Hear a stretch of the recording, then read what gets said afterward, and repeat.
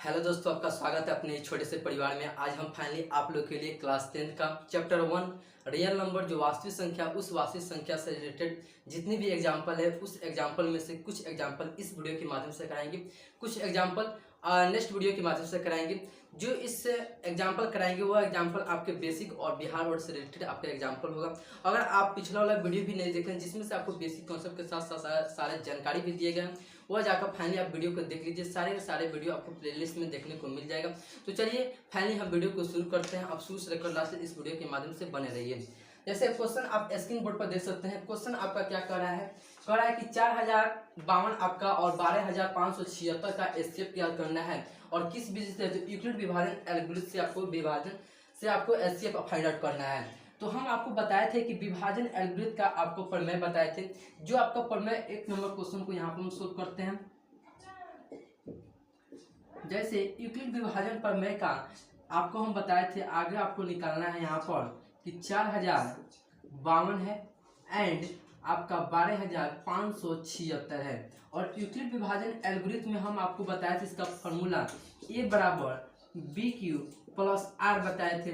ये आपका क्या है? एल्गोरिथम विभाजन एल्गोरिथम का प्रमेय है, जिसमें से एक क्या है बड़ी संख्या है, बी क्या है छोटी संख्या है। ए क्या है? बड़ी संख्या, बी क्या है? छोटी संख्या। और क्यू क्या है? तो क्यू ऐसी संख्या से मल्टीप्लाई कराना है, माना ऐसी संख्या से गुना कराना है या इसके और इसके लगभग आ जाए या इससे छोटा आ जाए या इसके बराबर आ जाए।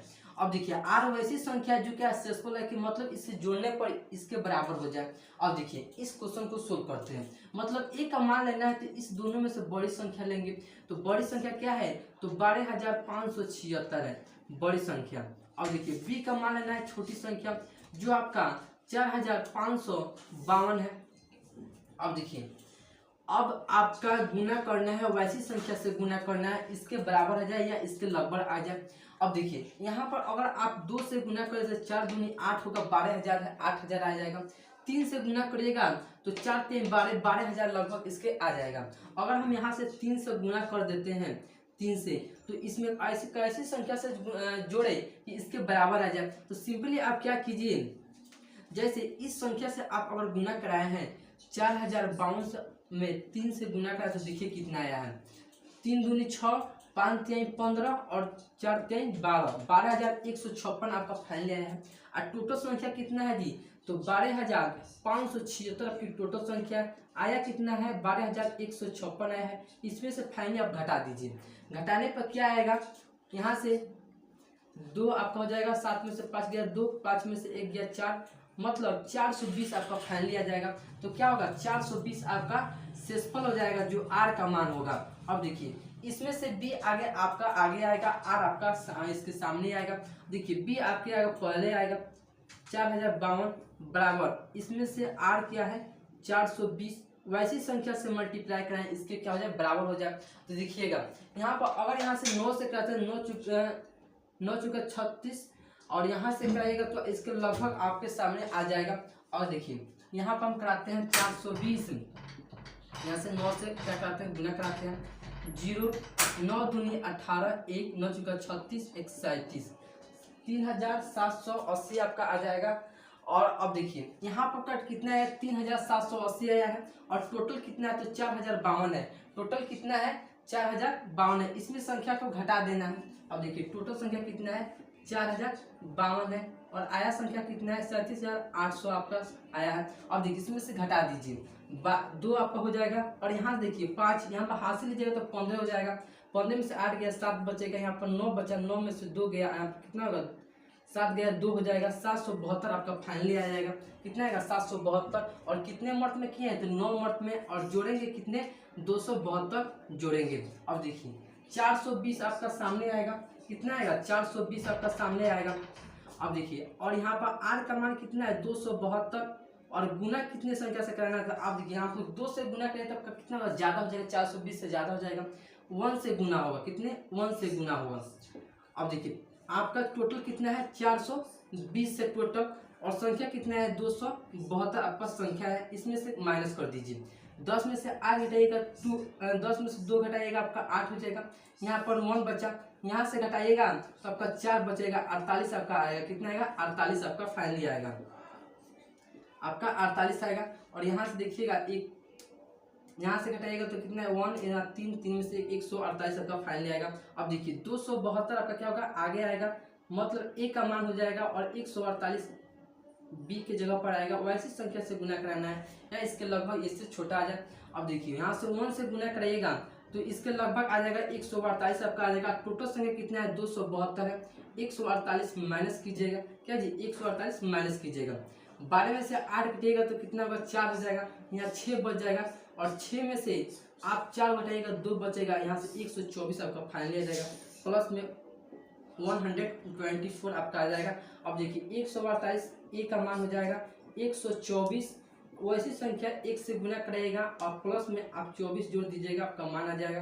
टोटल इसके बराबर हो जाएगा। अब क्या आएगा 124 बराबर आपका 24 हो जाएगा। अगर आप यहाँ से गुना कराइएगा, अगर 5 से कराए तो 5 का 20 और यहाँ से 100 के 120 के लगभग आएगा। अगर यहाँ से 5 से गुना कराइएगा तो कितना होगा 24 में अगर 5 यहाँ से गुना करा दीजिएगा तो 5 का 20, 5 दूनी 10 तो 12, 120 के लगभग आएगा। और 120 में आप अगर 24 जोड़ दीजिएगा तो कितना आएगा 104 जोड़ दीजिएगा, 4 आप जोड़िएगा। अब देखिए 24 आपका आगे आ जाएगा ए का, और आर का इसका मान हो जाएगा बी का हो जाएगा 6 + 0, मतलब चूंकि आपका एस आपका 4052 और 12576 का एससीएफ क्या आ जाएगा 4 आपका फाइनली आपका आ जाएगा, 4 फाइनली आ जाएगा। इस प्रकार से 1 नंबर क्वेश्चन को आप इजीली सोल्व कर सकते हैं। सेकंड नंबर क्वेश्चन को सोल्व करते हैं। चलिए सेकंड नंबर क्वेश्चन को सोल्व करते हैं, इसे आप लिख चुके होंगे। सेकंड नंबर क्वेश्चन आपका इजीली क्वेश्चन है, सोल्व प्रूफ करने वाला दर्शाने वाला क्वेश्चन है। चलिए सेकंड नंबर क्वेश्चन को देखते हैं। सेकंड नंबर आपका क्वेश्चन क्या कर रहा है, क्वेश्चन कर रहा है आपका दर्शाइए कि प्रत्येक धनात्मक सम पूर्णांक 2q के रूप का होता है तथा प्रत्येक धनात्मक विषम पूर्णांक 2q + 1 के रूप का होता है। सिंपली आपका क्वेश्चन इजीली आपका क्वेश्चन है। जैसे इस क्वेश्चन को हम सोल्व करते हैं, 2 नंबर क्वेश्चन को यहाँ पर हम सोल्व करते हैं। 2 नंबर को सबसे पहले आप क्या कीजिए, इसको ए आपको है जो यूक्लिड विभाजन एल्गोरिथम से आपका ए बराबर BQ + R है, उसमें से ए आपका कोई मान लीजिए धनात्मक पूर्णांक मान लीजिए। यहाँ पर मानिए कि माना कि ए कोई धनात्मक पूर्णांक है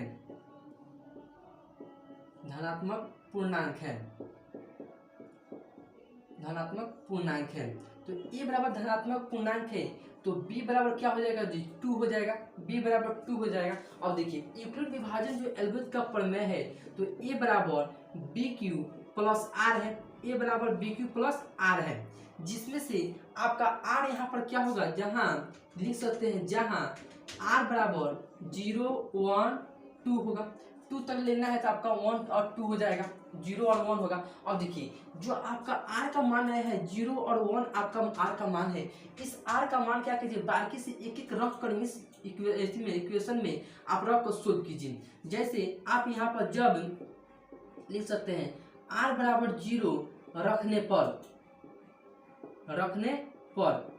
तो R बराबर 0 रखने पर तो A बराबर आपका BQ + 0 होगा और B का मान क्या है तो आपका यहाँ पर सिंपली आप लिख दीजिए, इक्वेशन लिखिए। अब देखिए A बराबर B का मान 2 है, 2Q + 0। अब देखिए A बराबर क्या आ गया 2Q आ गया, 2Q। इस 2Q क्या है तो एक सम संख्या है, क्या है एक सम संख्या है, क्या है सम संख्या है। अब देखिए अगेन आप लीजिए R बराबर 1 रखने पर, अब R बराबर 1 रखने पर तो A बराबर आपका 2Q + R है, 2Q + R है। यहाँ पर देखिए A बराबर आप यहाँ पर भी रख सकते हैं 2Q + R होगा A बराबर। अब देखिए यहाँ से A बराबर 2Q + R का मान क्या है तो 1 है, क्या है 1 है। तो यहाँ पर 2Q + 1 यह क्या है तो एक सम संख्या है, क्या है एक सम संख्या आप प्लस में 1 क्या है तो एक विषम संख्या है, विषम संख्या है। तो विषम संख्या है तो सम और विषम आप जोड़िएगा तो क्या होगा तो विषम तो होगा, विषम संख्या होगा। अब देखिए यहाँ से आपका क्लियर हो गया कि यहाँ पर 2 क्या है तो सम संख्या, यह क्या है एक विषम संख्या है, विषम संख्या है। तो आप यहाँ पर लिख सकते हैं अतः धनात्मक, यहाँ पर क्वेश्चन आपका कर रहा है क्या कर रहा है जी, तो धनात्मक विषम पूर्णांक कर रहा है। तो चूंकि अतः या धनात्मक विषम पूर्णांक, धनात्मक विषम पूर्णांक 2q + 1 के रूप का होगा, के रूप का होगा। आपका ये क्या हो गया, सिद्ध हो गया। सिंपली आपका क्वेश्चन है, आप कह सकते हैं जैसे यहाँ पर r का मान लीजिएगा, r का मान 0 लिखिएगा, 1 लीजिएगा, तो आपका फाइनली क्या होगा, सम संख्या आ गया, एक विषम संख्या आ गया। तो यहाँ से अतः धनात्मक विषम पूर्णांक क्या होगा, 2q + 1 के रूप का होगा। सिंपली है। अब देखिए, अब 3 नंबर क्वेश्चन को हम सोल्व करते हैं। 3 नंबर क्वेश्चन को हम यहाँ पर सोल्व कर देते हैं। 3 नंबर क्वेश्चन को सोल्व करते हैं। 3 नंबर क्वेश्चन पढ़ सकते हैं, स्क्रीन बोर्ड पर कर रहा है क्वेश्चन, दर्शाइए कि एक धनात्मक विषम पूर्णांक 4q + 1 और 4q + 3 के रूप का होगा, जहाँ q बराबर क्या है, एक पूर्णांक है। क्या है, एक पूर्णांक है। तो आप यहाँ पर मान लीजिए कि माना कि ए एक धनात्मक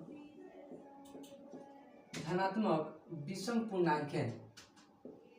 क्या है, विषम पूर्णांक है, विषम पूर्णांक है। तो विषम पूर्णांक है तो b बराबर क्या होगा, 4 होगा, b बराबर 4 हो जाएगा। तो यूक्लिड वाले एल्गोरिथम के प्रमेय से क्या होगा जी, तो a बराबर bq + r होगा, और जिसमें से a बराबर क्या है, b का मान 4 है और q + r होगा।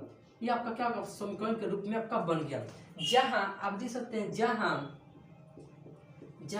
r बराबर 0, 1, 2 और 3, r बराबर 0, 1, 2, 3 होगा। अब देखिए आप क्या कीजिए, इस r का मान आप एक एक रख कर क्वेश्चन में रख कर आप सोल्व कीजिए। जैसे यहाँ पर लिखिएगा, जब r बराबर 0 लेने पर या रखने पर,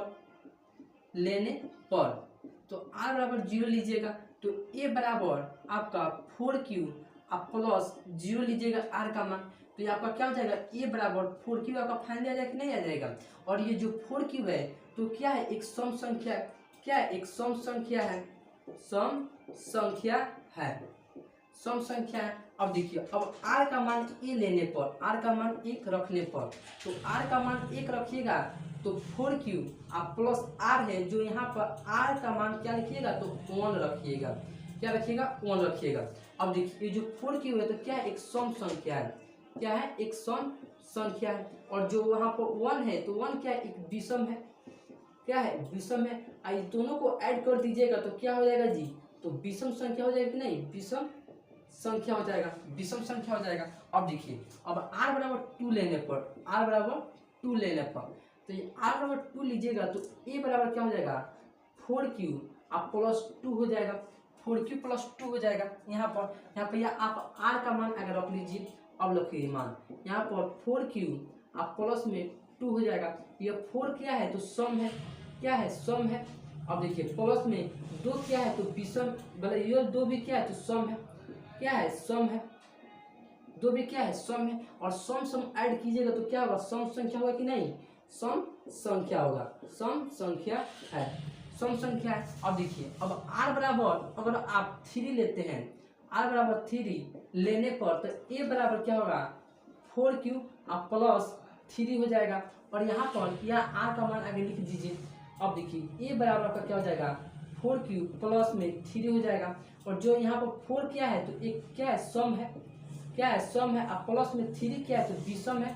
क्या है, विषम है। और यहाँ पर ऐड कर दीजिएगा तो क्या होगा, विषम हो जाएगा, नहीं हो जाएगा, विषम संख्या होगा, विषम संख्या होगा। तो इस प्रकार से आपका क्या होगा, आपका सिद्ध हो गया।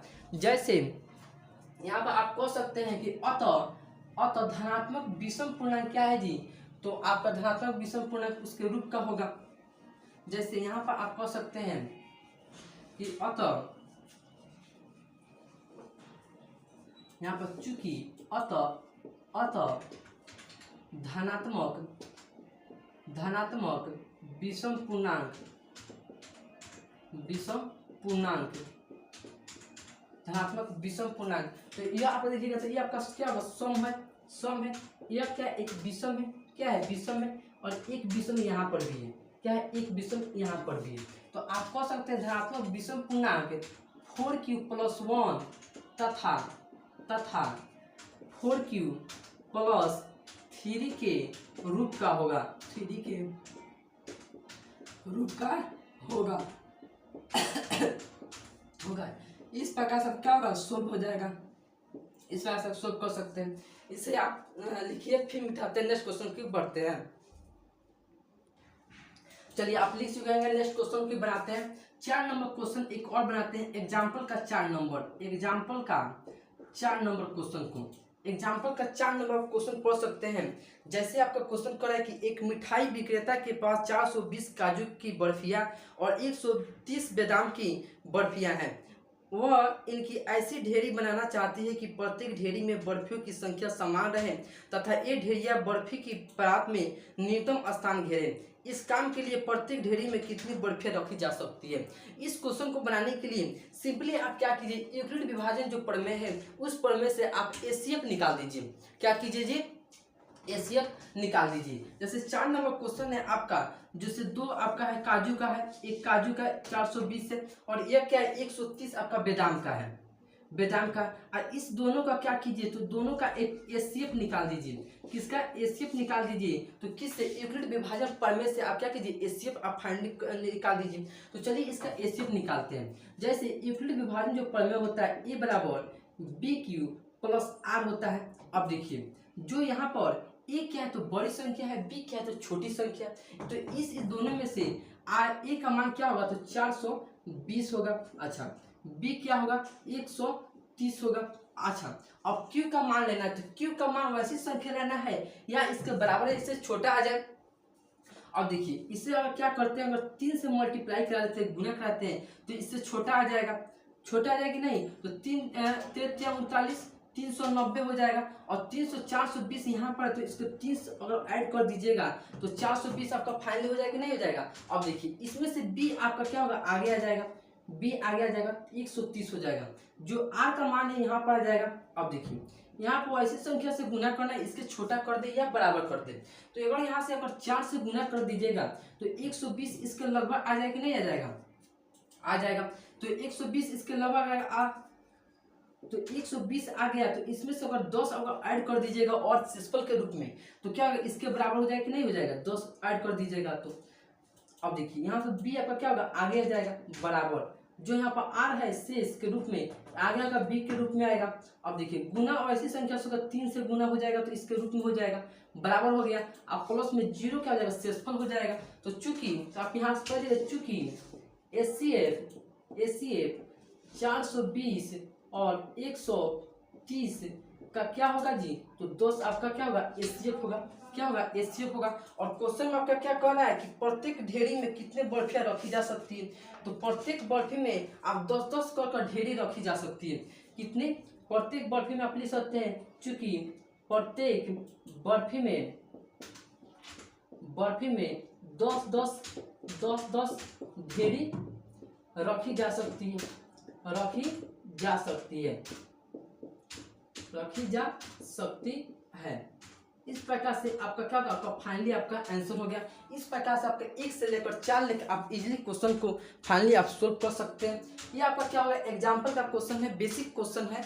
तो चलिए ये वीडियो कैसा लगा वो कमेंट बॉक्स में जरूर कमेंट कीजिए। अगर मेरे चैनल पर फर्स्ट टाइम चैनल सब्सक्राइब कर दे, साथ में बेल आइकन दबा दे। जहाँ एन क्या एक प्राकृतिक संख्या है, जो नेचुरल नंबर प्राकृतिक संख्या होती है तो क्या होती है, 1 से शुरू होगी, क्या होगी, 1 से होगी, 1 से लेकर कितने लेकर अनंत लेकर। अब फिर क्वेश्चन क्या कर रहा है कि जांच कीजिए कि क्या एन का कोई ऐसा कोई मान है जिसके लिए 4 के पावर एन अंक 0 पर समाप्त होगी। अब बताइए अगर कोई संख्या अगर 0 पर समाप्त हो रही है तो 0 पर समाप्त हुई तो वो संख्या 5 से डिवाइड होना चाहिए या 2 से डिवाइड होना चाहिए।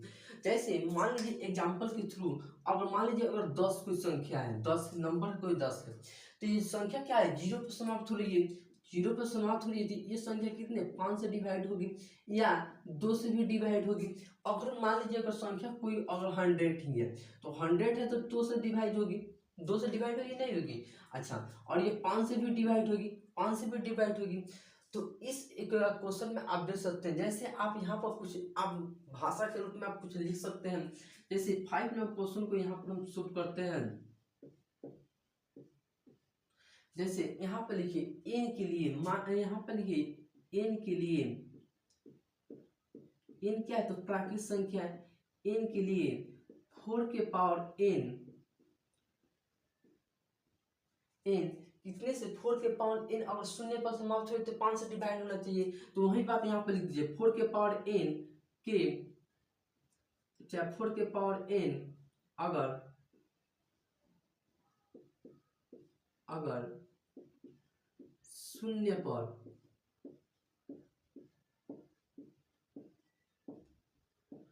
समाप्त होती है तो वह 5 से विभाज्य होगी,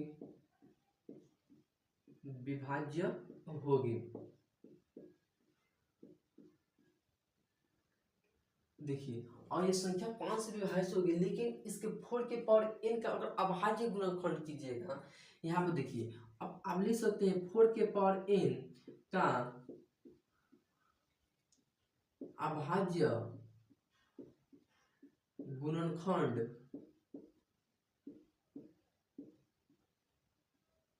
अभाज्य गुणनखंड में 5 आना चाहिए। कितने? 5 आना चाहिए, आना चाहिए, लेकिन असंभव है क्योंकि संभव नहीं है।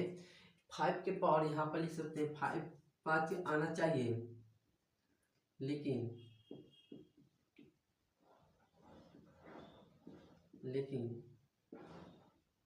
संभव नहीं है।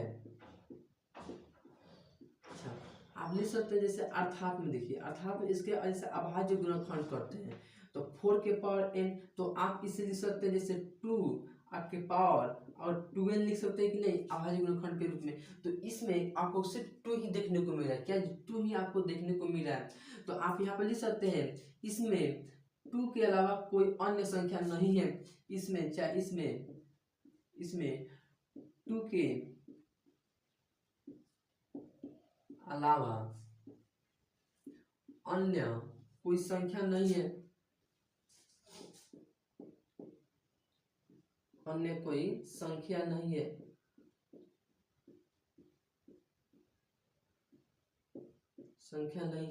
इसीलिए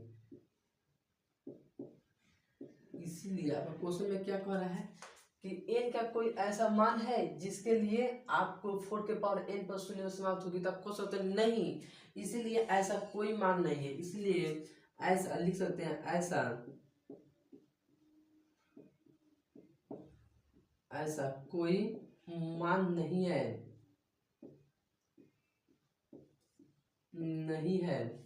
जो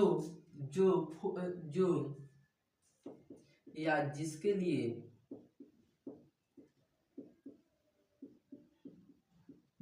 लिए 4 के पावर n अंक शून्य पर समाप्त हो। किस पर? शून्य पर समाप्त हो, शून्य पर समाप्त हो। इस प्रकार से आप क्या कर सकते हैं, भाषा के रूप में आप लिख सकते हैं 5 नंबर क्वेश्चन को आप अपने भाषा में लिख सकते हैं। जैसा सिंपली कह सकते हैं, अगर जैसे मान लीजिए संख्या 0 पर समाप्त हुई है, वो संख्या 2 के पावर m गुना 5 के पावर n के रूप में होगा। तो यहाँ पर देखिए और यहाँ पर 4 के पावर n, जैसे मान लीजिए संख्या 4 है तो इस 4 का अभाज्य गुणनखंड करिए तो 2 गुना 2 आएगा। तो इस संख्या में आपका 2 है लेकिन क्या है 5 गायब है। क्या जी 5 गायब है, मतलब 5 हाजिर नहीं है। तो आप क्या कर सकते हैं, जो संख्या है 4 के पावर n 2 पर समाप्त नहीं होगी। क्यों? क्योंकि अगर वह संख्या अगर समाप्त हो रही होती तो यहाँ पर संख्या का 5 से भी डिवाइड होता और 2 से भी डिवाइड होता। तो यहाँ पर संख्या 4 है तो यहाँ पर 2 से डिवाइड हो रहा है लेकिन 5 से डिवाइड नहीं हो रहा है। तो इसीलिए आप कह सकते हैं इसलिए कि n का कोई ऐसा मान नहीं है जिसके लिए 4 के पावर n अंक पर सूर्य पर समाप्त होगी। तो इस प्रकार से आप क्या कर सकते हैं 5 नंबर नंबर क्वेश्चन को आप इजीली आप सोल्व कर सकते हैं। अब रहा 6 नंबर क्वेश्चन, तो 6 नंबर क्वेश्चन को हम बनाते हैं। जैसे 6 नंबर क्वेश्चन को हम यहीं पर सोल्व कर देते हैं। 6 नंबर क्वेश्चन को जैसे 6 नंबर क्वेश्चन पढ़िए, आप क्या कर रहा है, कह रहा है संख्या हो 6 और 20 के अभाज्य गुणनखंड विधि से एसीएफ और एलसीएम ज्ञात करना है। क्या जी, एसीएफ और एलसीएम ज्ञात करना है। तो किस अभाज्य गुणनखंड से? सबसे पहले हम क्या करेंगे, 6 और 20 का अभाज्य गुणनखंड निकालेंगे। हम 6 का और 20 का अभाज्य गुणनखंड निकालेंगे, करेक्ट। अब देखिए 6 का अगर अभाज्य गुणनखंड निकालेगा तो 2 गुणे 3 होगा, 2 गुणे 3 होगा। अच्छा 20 का अभाज्य गुणनखंड निकालेगा तो 2 गुणे 2, 2 दूनी 4, अब 4 पचे 20। यहाँ पर जैसे आपको अगर जैसे आपको समझ में नहीं आ रहा, आप सबसे क्या कीजिए, आप यहाँ पर लॉस भी निकाल सकते हैं या ऐसे तोड़ दीजिए। जैसे अभाज्य गुणनखंड यहाँ पर निकालिए, 2 10 कर दीजिएगा, फिर 2 से लगाइए तो 5 हो जाएगा। तो आप यहाँ पर देखिएगा तो यही तो आपका अभाज्य गुणनखंड है, 2 गुणे 2 गुणे 5 5। अब देखिए अगर हमको एसीएफ निकालना है, किसका एसीएफ निकालना है, चूंकि एचसीएफ, चूंकि एसीएफ, तो एसीएफ क्या होता है, दोनों में कॉमन फैक्टर होता है। जो अगर दोनों में जो कॉमन फैक्टर होगा वही क्या होता है, एसीएफ होता है। तो इसमें अगर देखिएगा तो इसमें क्या है, 2 आपका कॉमन है, 6 में भी है और 20 में भी है, दोनों में क्या है, कॉमन है। जो कॉमन होता है वही क्या होता है, तो एसीएफ हो जाता है, वही क्या होता है, एसीएफ होता है। अब देखिए एलसीएम क्या होता है, कॉमन वाला भी, और जो कॉमन नहीं है वो क्या होगा, एलसीएम होगा। क्या हो जाएगी, जो कॉमन है और जो कॉमन नहीं है वो भी क्या होगा, एलसीएम होगा। जैसे सपोज दैट यहाँ पर देखिए, अगर एलसीएम अगर यहाँ पर हम निकालते हैं तो ये दोनों में कॉमन क्या है जी, तो कॉमन तो 2 है, कॉमन 2 है। अच्छा कॉमन जो नहीं है वो भी, जो कॉमन नहीं है वो भी, तो 2 है और 2 गुने 3 गुने 5, ये कॉमन नहीं है, ये हमको लगता है कॉमन दोनों में नहीं है। ये 2 क्या है, दोनों में है, इसको भी लिखेंगे, जो नहीं है वो उसको भी हम लिखेंगे। और देखिए इसे हम गुना कर देते हैं। जैसे 2 दूनी 4, 4 ते 12, 12 पचे 60, आपका एलसीएम क्या जाएगा जी, तो 60 आपका फाइनली आ जाएगा। क्या 60 आपका फाइनली आपका आंसर हो जाएगा 60। तो इस प्रकार से क्या होगा, एलसीएम और एचसीएफ आप निकाल दीजिएगा 6 नंबर क्वेश्चन को। सबसे पहले आप क्या कीजिएगा, आप अभाज्य गुणनखंड फैक्टर कीजिएगा। फैक्टर करने के बाद अगर दोनों में अगर जो कॉमन फैक्टर होगा वो क्या होगा, एचसीएफ होगा। जो कॉमन नहीं होगा वो क्या होगा, वो जो कॉमन नहीं होगा उसको छाड़ दीजिएगा। अब एलसीएम की बात करते हैं, एलसीएम में क्या होगा, जो कॉमन होगा वो भी है, जो कॉमन नहीं है वो भी, दोनों क्या होगा, एलसीएम होगा। इस प्रकार से क्या कर सकते हैं, 6 नंबर क्वेश्चन को इजीली आप सोल्व कर सकते हैं। जैसे झट से लिखिए, फिर मिटाते हैं, नेक्स्ट क्वेश्चन क्यों बनाते हैं। चलिए आप इसे लिख चुके हैं, इसे हम मिटाते हैं, नेक्स्ट क्वेश्चन क्यों बनाते हैं। नेक्स्ट क्वेश्चन आपका इजी आपका क्वेश्चन है, इसी बेस आपका क्या है क्वेश्चन है। 7 नंबर क्वेश्चन आप देख सकते हैं। जैसे क्वेश्चन आपका क्या करना है कि अभाज्य गुणनखंड विधि द्वारा 96 और 104 का क्या करना है, एसीएफ निकालना है। क्या जी, एसीएफ निकालना है। जिस प्रकार से यहाँ भी हम एसीएफ निकाले हैं, कितने नंबर 6 नंबर क्वेश्चन में एसीएफ निकाले हैं, सेम क्वेश्चन सेम कॉन्सेप्ट इसमें भी क्या होगा, अप्लाई होगा। अब चलिए एसीएफ और एलसीएम निकालते हैं। यहाँ पर जैसे यहाँ पर क्या करा, आपका क्या करा है, यहाँ पर 96 और 104 का अभाज्य गुणनखंड और फिर इनका जो आपका आया है, फिर उनका एलसीएम ज्ञात करना है। अब सबसे 7 नंबर क्वेश्चन को इजीली हम सोल्व करते हैं। देखिए क्वेश्चन को 96 और 104 का सबसे पहले क्या करेंगे, अभाज्य गुणनखंड निकालेंगे। सबसे पहले क्या करेंगे, अभाज्य गुणनखंड निकालेंगे 404 का और 96 का। और देखिए अभाज्य गुणनखंड आपको हम बताएं किस तरह निकलेगा, यहाँ पर निकालिए अभाज्य गुणनखंड 96 का निकालिए। देखिएगा तो ये आपका 2 से मर्द में कट जाएगा, 2 मर्द में कट जाएगा। 4 दूनी 8 और यहाँ पर कितना बच गया, हाथ से 16 बच गया, तो 8 दूनी 16, 48 मर्द में क्या हुआ, पहले कट गया। और देखिए फिर आपका 2 से कट जाएगा, 2 दूनी 4, 4 दूनी 8, फिर आपका 2 से कट जाएगा, 12 मर्द में कटेगा, फिर आप 2 से कटाइएगा तो 6 मर्द में कट जाएगा।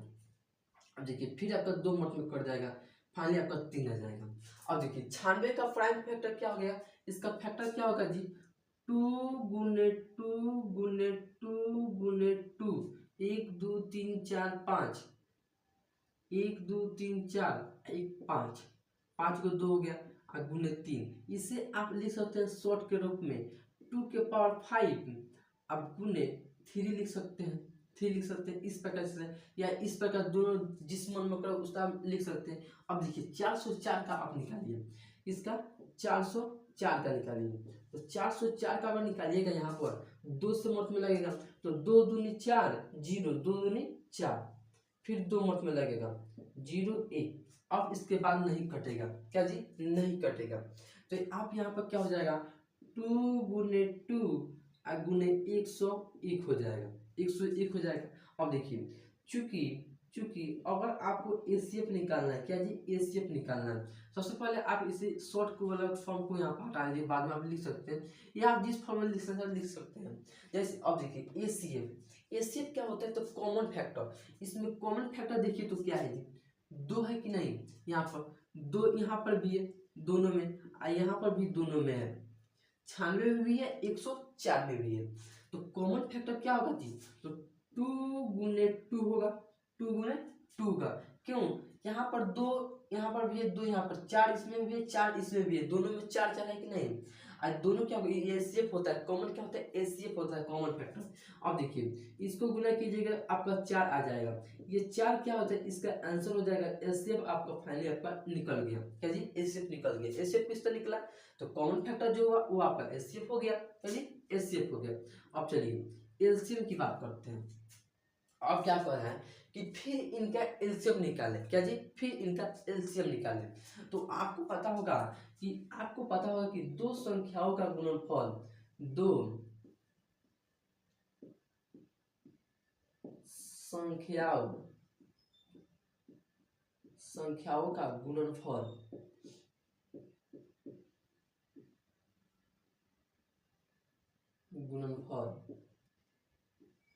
बराबर क्या होता है जी, एलसीएम या एसीएफ लिख सकते हैं, एसीएफ गुने एलसीएम, एलसीएम लिख सकते हैं कि नहीं, एसीएफ गुने एलसीएम लिख सकते हैं। यहाँ पर जो आपका यहाँ पर दो संख्याओं का गुणनफल है और बराबर किसके बराबर होता है, तो एलसीएम गुने एलसीएम के बराबर होता है। तो आप देखिएगा इसे हम मिटा देते हैं। जैसे आप देखिएगा तो आपका एसीएफ हम निकाल चुके हैं, इस क्वेश्चन में हम क्या किए, तो एसीएफ आपका फाइनली हम निकाल चुके हैं, क्या जी, एसीएफ हम निकाल चुके हैं। तो यहाँ से कितने है, 4 आया है, 4 आया है। और दो संख्या का गुणनफल कितना है, दो संख्या कितना है, 96 और 104 है। कितना है, 96 और 104 है। कितना है, 96 गुने 100 बल्कि 404 है, कितना है, 404 है। और एसीएफ गुने एसीएफ बराबर लिख सकते हैं एसीएफ गुने एलसीएम। अब देखिए अगर हमको एलसीएम निकालना है तो एलसीएम क्या है, तो गुना में है, क्या है, गुना में है। तो इस साइड आएगा तो क्या होगा, भाग में होगा, क्या होगा, भाग में होगा। अगर हम इसको उठाकर यहाँ पर लाएंगे, इसके नीचे अगर हम लाएंगे तो किसके रूप में आएगा, तो भाग के रूप में आएगा कि नहीं आएगा, भाग के रूप में आएगा। तो यहाँ पर अगर एलसीएम अगर आप यहाँ पर निकालते हैं तो आपका क्या हो जाएगा, 96 गुने 404 आप बाटा के रूप में एसीएफ कितना लिया है, एसीएफ आपका कितना है, 4 है, 4। अब देखिए ये संख्या क्या होता है, कुछ आपका कटने वाला है तो काट दीजिए, कटने वाला है सिंपली काट दीजिए। तो अगर 4 से यहाँ पर काटिएगा तो 4 एकम 4 और 4 एकम 4, 101 मिनट में आपका क्या होगा, फाइनली आपका कट गया, 101 मिनट में कट गया। अब देखिए इसे आप क्या कीजिए, गुना कर दीजिए, एलसीएम बराबर 96 गुने 101, इसे आप गुना करना है तो गुना कर लिख दीजिए। जैसे इसे हम गुना यहाँ पर कर देते हैं, 101 गुने कितने से करना है, 96 से करना है, 96 से करना है, 96 से करना है। तो आपका क्या होगा, 6 एकम 6 0, 6 एकम 6, 606 हो गया। 9 से कीजिए, 9 एकम 9 0, 909 हो गया। जोड़ दीजिए 6 9 6 9, 9696 आपका फाइनली आंसर आ जाएगा। जो एलसीएम क्या हो जाएगा, एलसीएम बराबर 9696 आपका फाइनली आपका आंसर हो जाएगा। इस प्रकार से क्या होगा, एलसीएम आपका फाइनली हो गया। ये क्या है, एलसीएम है। तो यही आपका क्वेश्चन में कौन सा कि एलसीएम निकालिए, फिर एलसीएम से क्या कीजिए, तो एलसीएम निकालिए। इस प्रकार से आप क्वेश्चन को सोल्व कर सकते हैं। अब चलिए 8 नंबर क्वेश्चन को हम इजीली अब सोल्व करते हैं, इसे हम मिटा देते हैं। 8 नंबर का क्वेश्चन क्या कर रहा है, 8 नंबर क्वेश्चन को पढ़ सकते हैं। जैसे कह रहा है कि संख्या 6, 72 और 120 का अभाज्य गुणनफल ज्ञात करना है, द्वारा एसीएफ और एलसीएफ ज्ञात करना है। अब देखिए ये आपका 8 नंबर क्वेश्चन और 6 नंबर क्वेश्चन क्या है, सेम क्वेश्चन है। इसे क्या करते हैं, सोल्व करते हैं। इजीली आपका क्वेश्चन है, इसलिए इसे सोल्व करते हैं। संख्या क्या है, 6 है, 72, 120 है, 3 गो संख्या है। लेकिन बट इसमें क्या था, 2 क्वेश्चन था, इसमें 3 क्वेश्चन है, तीनों को क्या करेंगे, अभाज्य गुणनखंड निकालेंगे। तो 6 हो गया। अच्छा, एक क्या है, एक 72 है, क्या है, एक 72 है। अच्छा, एक क्या है, तो 120 है, 120 है। इससे अभाज्य गुणनखंड निकालिए। तो यहाँ पर निकालिएगा 6 का, तो 2 गुने 3 होगा, 2 गुने 3 होगा। अगर 72 का निकालिएगा, 72 का, तो यहाँ पर देखिए, यहाँ पर 2 से लगेगा, 2 से, तो 3 दूनी 6 और 6 दूनी 12, 36 मतलब कट गया फाइनली आपका। अब देखिए फिर आपका 2 से लगेगा, तो 18 दूनी 36, यहाँ पर कट गया। फिर 2 से लगेगा, 9 दूनी 18, 3 से लगेगा, 3 3 9, आपका फाइनली कट गया।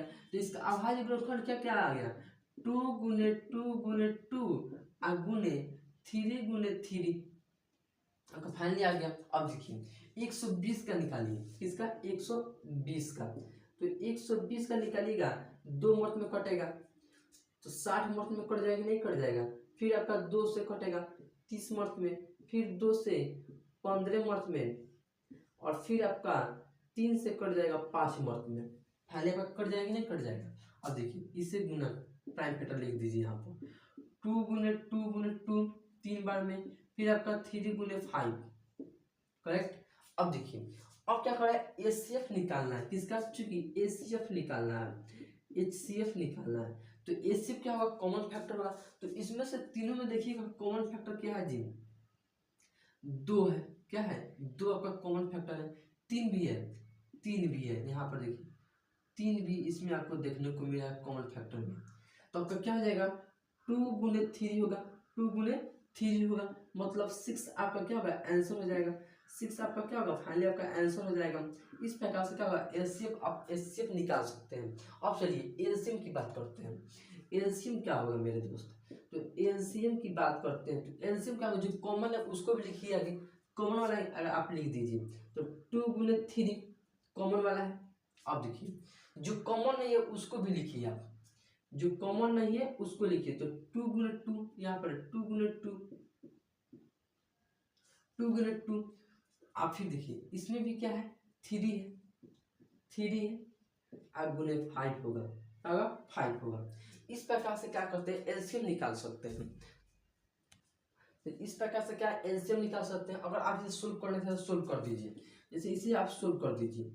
जैसे इसे आप सोल्व कीजिएगा तो क्या कर, 2 3 6, 6 दूनी 12, 12 दूनी 24, 24 आ गया, क्या जी 24 आ गया। अच्छा 24 गुने 3 और गुने 5, इसे भी गुना कीजिए, इसे भी गुना कीजिए। अगर 24 में 5 से गुना करते हैं तो 20 25 100, अच्छा 5 का 20, 120 आएगा, क्या जी 120 आएगा। मतलब 3 गुने 120 आएगा। तोड़ तोड़ कर लिखिए, क्या जी तोड़ तोड़ कर लिखिए। अब देखिए 12 3 36, 360 आएगा, क्या आएगा 360, आपका फाइनली आपका आंसर आ जाएगा। इस प्रकार से आप एलसीएम और एचसीएफ की गणना कर सकते हैं। आपका 5 से लेकर 8 ले क्वेश्चन आपका इजीली आपका क्वेश्चन सोल्व हो चुका, जिसमें से आपका क्या था, तो अभाज्य गुणनखंड के रूप में क्या था, उसको एचसीएफ और एलसीएम ही फाइंड आउट करना था। चलिए ये वीडियो कैसा लगा हो कमेंट बॉक्स में जरूर कमेंट कीजिए। अगर मेरे चैनल पर फर्स्ट बार चैनल सब्सक्राइब कर दे, साथ में बेल आइकन दबा दे। बेल आइकन दबाने से फायदा ये होगा, मैं कोई भी वीडियो बनाऊंगा तो तुरंत पहुंच जाएगा, आप अच्छी से तैयारी कर सकते हैं। चलिए फिर मिलते हैं नेक्स्ट वीडियो में इसी जो अब तक के लिए जय हिंद। 3 क्या है, अपरिमेय संख्या। इस √3 के बदला आपको कोई एटीसी कोई आपका नंबर दे दिया जाए तो आप फाइनली निकाल सकते हैं। सबसे पहले क्या करते हैं, इस नंबर को हम निकालने का प्रयास करते हैं। जैसे 9 नंबर क्वेश्चन को हम यहाँ पर सोल्व करते हैं, सबसे पहले आपका क्या है कि √3 क्या है, अपरिमेय संख्या। किसी भी चीज को सोल्व करने के लिए आप सबसे इसके क्या करिए, विपरीत मान लीजिए, क्या कीजिए, विपरीत उल्टा मान लीजिए। जैसे आपका क्या कहा है कि √3 अपरिमेय संख्या, तो आप इसे मान लीजिए कि √3 क्या है, परिमेय संख्या है। तो आप यहाँ पर अगर मान लीजिए कि माना कि √3 एक परिमेय संख्या है, एक परिमेय संख्या है,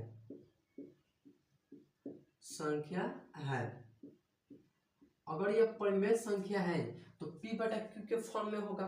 तो अगर यहाँ पर परिमेय संख्या है तो √3 बराबर p बाई q के फॉर्म में होगा। और p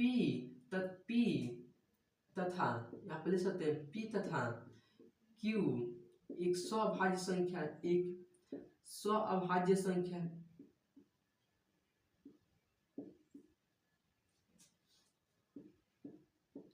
अभाज्य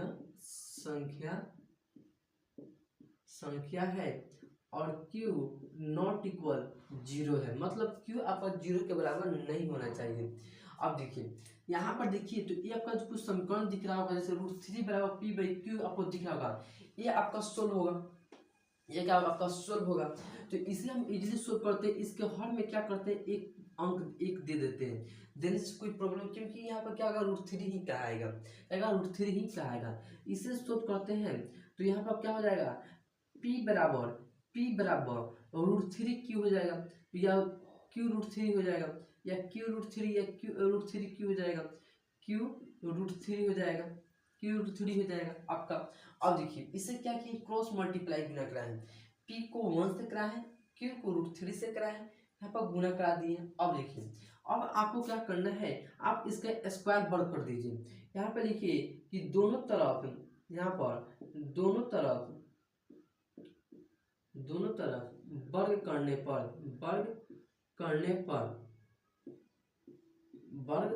पर इसे वर्ग कीजिए मैंने स्क्वायर फॉर्म में कीजिए। इसका कीजिएगा तो p स्क्वायर। अब इसका देखिए √3 का क्या कीजिए, स्क्वायर कीजिए, तो इसका क्या हो जाएगा, p स्क्वायर बराबर √3 का अगर स्क्वायर कीजिएगा, किसका मेरे दोस्त, अगर √3 का स्क्वायर कीजिए तो स्क्वायर से √3 कैसे जाएगा, क्या होगा, फाइनल का 3 आ जाएगा, 3 आपका आ जाएगा। अब देखिए तो आपका क्या हो जाएगा, 3q आ जाएगा, 3q स्क्वायर हो जाएगा। अब देखिए यहाँ पर आप क्या होगा, चूंकि p स्क्वायर 3 से विभाज्य है, 3 से विभाज्य है, तथा यहाँ पर p भी क्या है, 3 से विभाज्य होगा, तथा p भी 3 से विभाज्य होगा। यहाँ पर लिख सकते हैं विभाज्य होगा,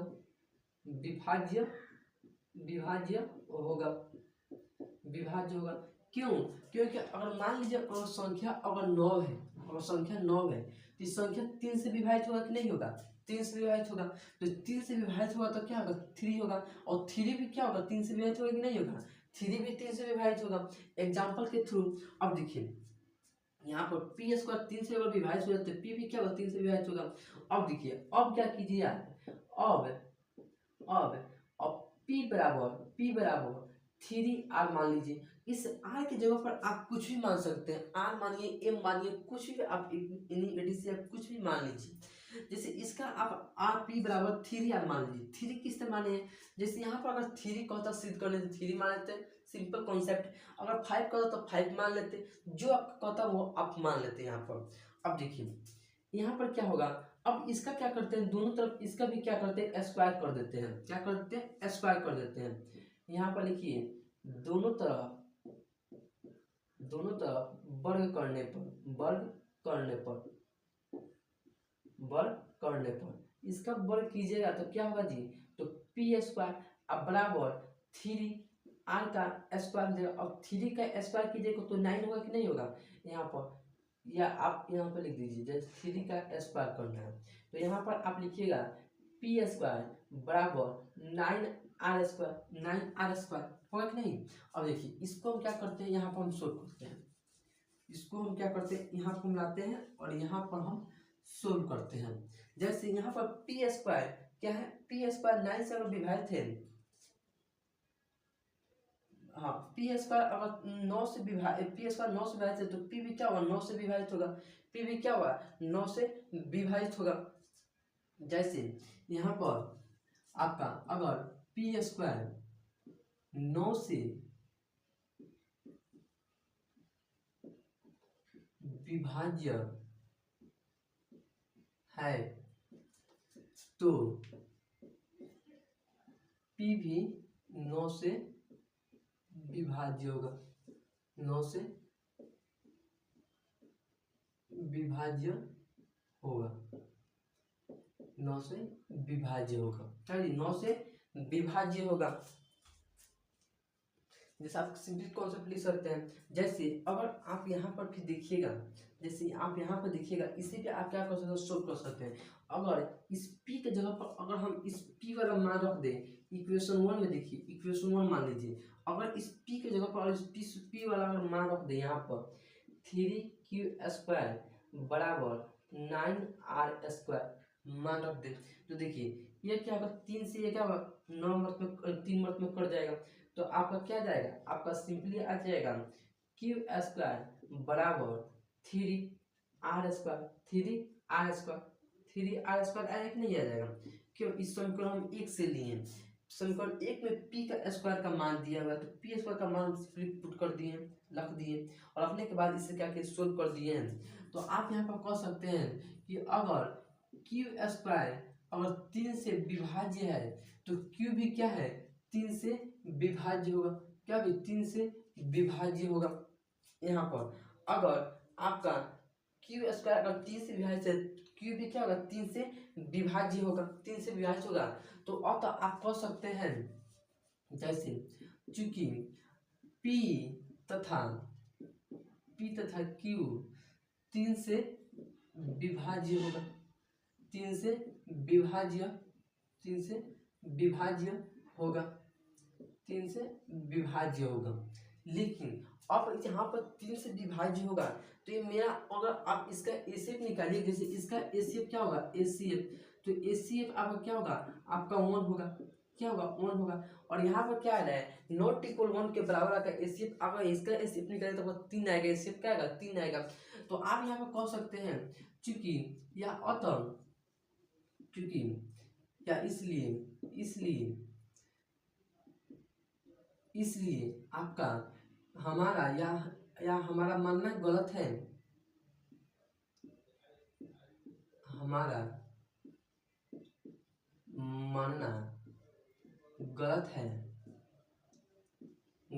है कि √3 एक परिमेय संख्या है। अब लिख सकते हैं अतः हम कह सकते हैं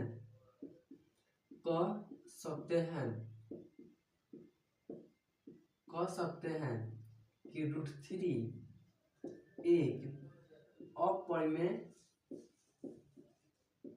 अपरिमेय संख्या है। इस प्रकार से क्या होगा, आपका यह सिद्ध हो गया।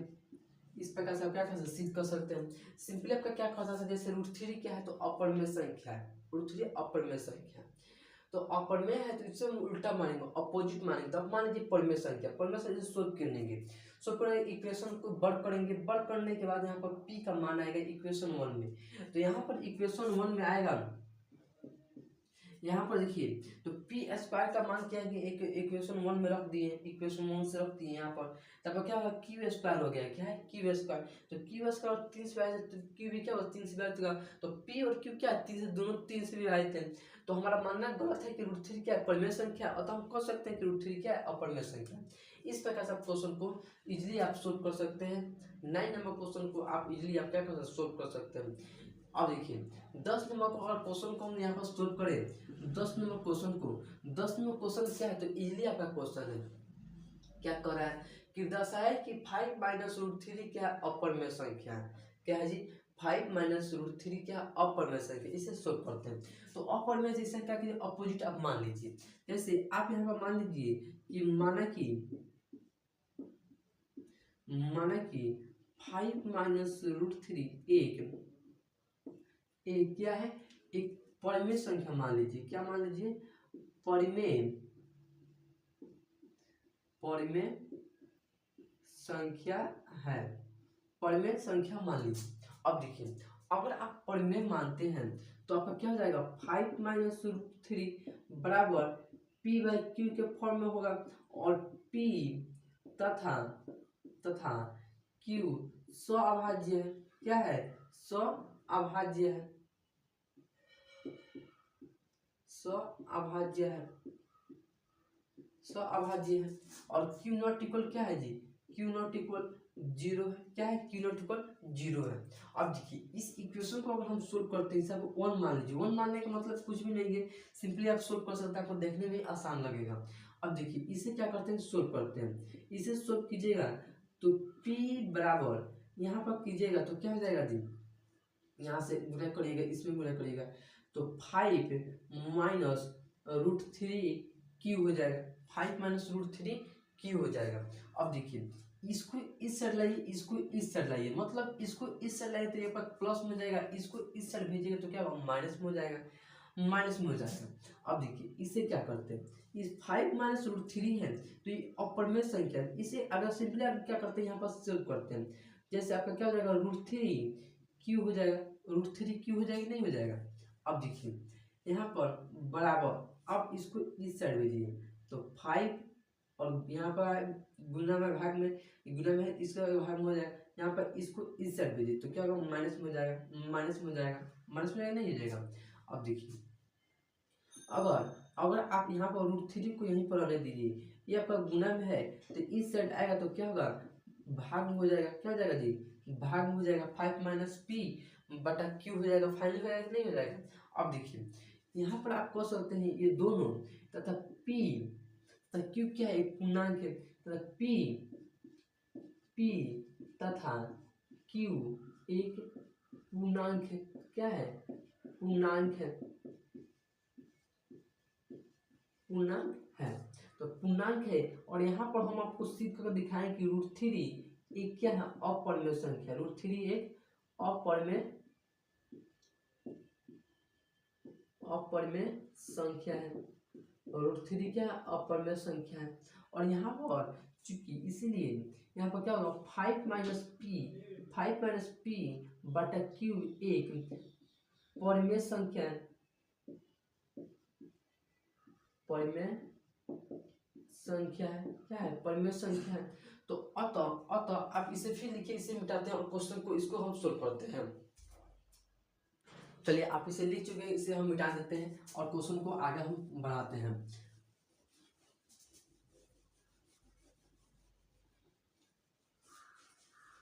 चलिए कह रहा है आपका, क्या कर रहा है, यहाँ पर हम सुनते हैं कि रूट 3 क्या परिमेय है, यह क्या है, परिमेय संख्या है। तो आप यहाँ पर कह सकते हैं जैसे रूट 3 परिमेय है, यह क्या है, परिमेय, परिमेय।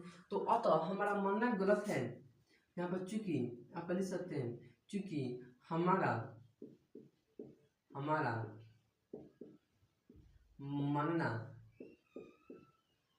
गलत है, गलत है, क्या जी, मानना गलत है कि क्या माने हैं, 5 माइनस रूट 3 परिमेय संख्या है,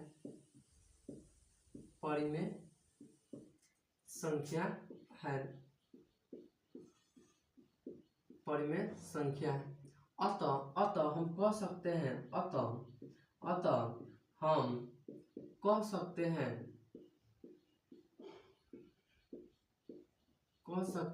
कि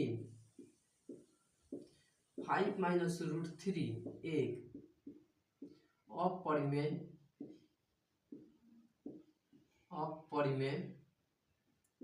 संख्या है, अपरिमेय संख्या है।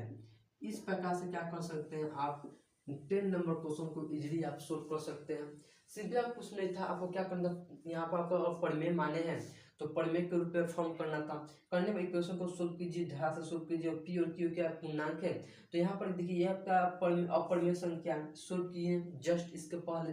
अब देखिए यह क्या है, परिमेय संख्या, तो इसको क्या होगा, अपरिमेय और परिमेय है, अपरिमेय और परिमेय, तो हमारा मानना गलत है कि 5 माइनस 3 क्या परिमेय संख्या है, और तो अतः हम कह सकते हैं कि 5 माइनस रूट 3 क्या अपरिमेय संख्या है। इस प्रकार से 10 नंबर क्वेश्चन को आप सोल्व कर सकते हैं। 11 नंबर क्वेश्चन को हम यहाँ पर सोल्व करते हैं।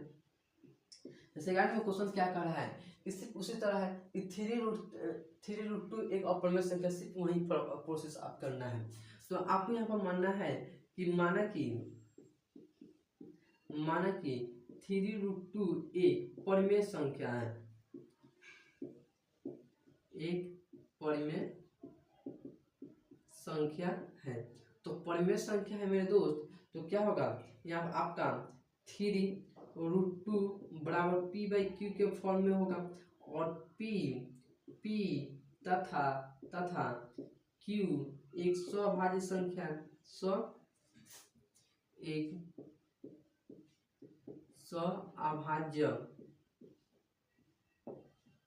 अभाज्य संख्या है, अभाज्य संख्या। और Q नॉट इक्वल क्या होगा जी, Q नॉट इक्वल 0 के फॉर्म में होगा। तो अब इसे हम सोल्व करते हैं। तो यहाँ पर देखिए ये आपका गुना में दिख रहा है, तो इस साइड आएगा Q के पास लाएंगे अगर हम, तो क्या होगा भाग के रूप में आएगा, भाग के रूप में आएगा। तो क्या होगा √2 होगा, √2 होगा। अब बराबर P/3 है ना, 3Q हो जाएगा, P/3Q होगा। और P और Q क्या है, एक पूर्णांक है। तो आप यहाँ पर कह सकते हैं क्योंकि P तथा एक पूर्णांक है, P तथा Q एक पूर्णांक है, एक पूर्णांक है, P तथा P पूर्णांक है। तो इसीलिए यहाँ पर √2 क्या है, √2, तो √2 एक अपरिमेय संख्या है, अपरिमेय संख्या है, अपरिमेय संख्या है कि नहीं। अब देखिए √2 अपरिमेय संख्या है, तो P/3Q क्या है, एक परिमेय संख्या है, एक परिमेय संख्या है, परिमेय संख्या है, परिमेय संख्या है। क्यों, यहाँ पर P/Q के फॉर्म में है और Q नॉट इक्वल 0 मतलब Q क्या है, 0 के बराबर नहीं है। तो क्या होगा परिमेय होगा कि नहीं होगा, परिमेय होगा। तो आप यहाँ पर कह सकते हैं परिमेय संख्या। तो अतः हमारा चूंकि हमारा मानना गलत है कि 3√2 एक परिमेय संख्या है, परिमेय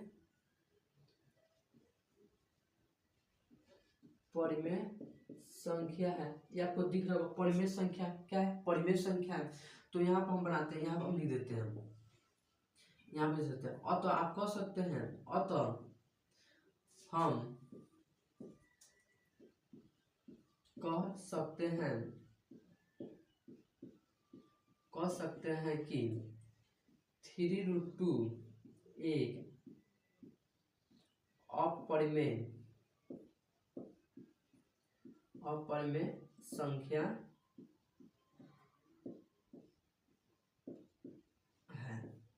क्या कह सकते हैं, हम कह सकते हैं कि 3√2 एक क्या है, अपरिमेय संख्या है। तो इस प्रकार से आप क्या कर सकते हैं, इजीली आप क्वेश्चन को सोल्व कर सकते हैं। आपका जितने भी आपके एग्जाम्पल थे चैप्टर 1 का, सारे एग्जाम्पल हम वीडियो को कवर कर चुके हैं।